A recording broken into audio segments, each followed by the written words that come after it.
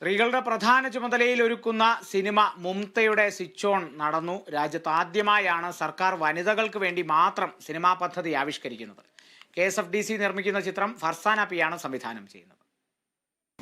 വളരെ ശ്രദ്ധേയവും മാതൃകാപരവുമായിട്ടുള്ള ഒരു സംരംഭമാണിത്. സംസ്ഥാന ഗവൺമെന്റിന്റെ സാമൂഹ്യ വികസന കാഴ്ചപ്പാടിൽ തന്നെ സ്ത്രീപക്ഷ വികസന കാഴ്ചപ്പാടിലൂടെയാണ് സംസ്ഥാനം മുന്നോട്ട് പോകുന്നത്.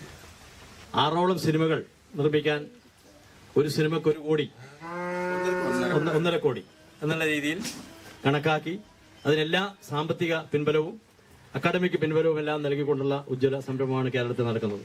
കേരള ഫിലിം ഡെവലപ്മെന്റ് കോർപ്പറേഷന്റെ നേതൃത്വത്തിൽ വനിതകൾക്കായുള്ള സിനിമാ പദ്ധതി പ്രകാരം നിർമ്മിക്കുന്ന ചിത്രത്തിന്റെ സ്വിച്ച് ഓൺ കർമ്മമാണ് കാസർഗോഡ് നടന്നത്.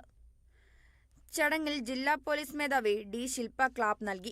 സ്ത്രീ ശാക്തീകരണം വാക്കുകളിൽ പലയിടങ്ങളിലും കേട്ടിട്ടുണ്ടെങ്കിലും കൺമുമ്പിൽ കാണാവുന്ന മാതൃകയാണെന്ന് ജില്ലാ പോലീസ് മേധാവി. ഗവൺമെന്റിന്റെ ഈ ഒരു ഇനിഷ്യേറ്റീവ് വനിതകളെ എടുത്തിട്ട് പിന്നെ വനിതാ ടോപ്പിക്കുകൾ എടുത്തിട്ട് സോഷ്യൽ ടോപ്പിക്സിന് അഡ്രസ് ചെയ്യുന്ന ഈ ഒരു ഇനിഷ്യേറ്റീവിന് എൻ്റെ എല്ലാ ആശംസകളാണ്. ഇതിന് ഡയറക്ടർ ഇവർ പോലീസിന് ഫാമിലി ഭാഗം തന്നെയാണെന്ന് എനിക്ക് മനസ്സിലാക്കാൻ കിട്ടി. So അത് ഡബിൾ സന്തോഷമാണ്. She's a woman and also part of police department. ചിത്രത്തിന്റെ സംവിധായികയായ ഫർസാന കാസർഗോഡ് ചൌക്കി സ്വദേശിനിയാണ്. ഛായാഗ്രഹണം ഫൗസി ഫാത്തിയ, ലൈൻ പ്രൊഡ്യൂസർ രത്തീന, ചിത്രസംയോജനം വീണ ജയപ്രകാശ് തുടങ്ങി എല്ലാ സാങ്കേതിക മേഖലകളും നയിക്കുന്നത് സ്ത്രീകളാണ്. മുംത എന്നു പേരായ ഒരു കൗമാരക്കാരി പെൺകുട്ടിയുടെ കഥയാണ് മുംത സിനിമയുടെ പ്രമേയം.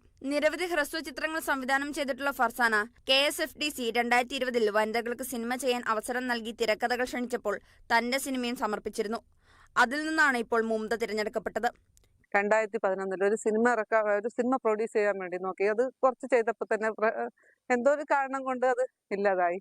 പിന്നെ നമ്മൾ ഇതിൽ തന്നെ കുറെ നോക്കി. അവസാനം KSFDC ഇങ്ങനത്തെ ഒരു ഗവൺമെന്റിന്റെ ഇങ്ങനത്തെ ഒരു പ്രൊജക്ട് നമുക്ക് കിട്ടുന്നത് ഇതിലെനിക്ക് സെലക്ട് ആയതും.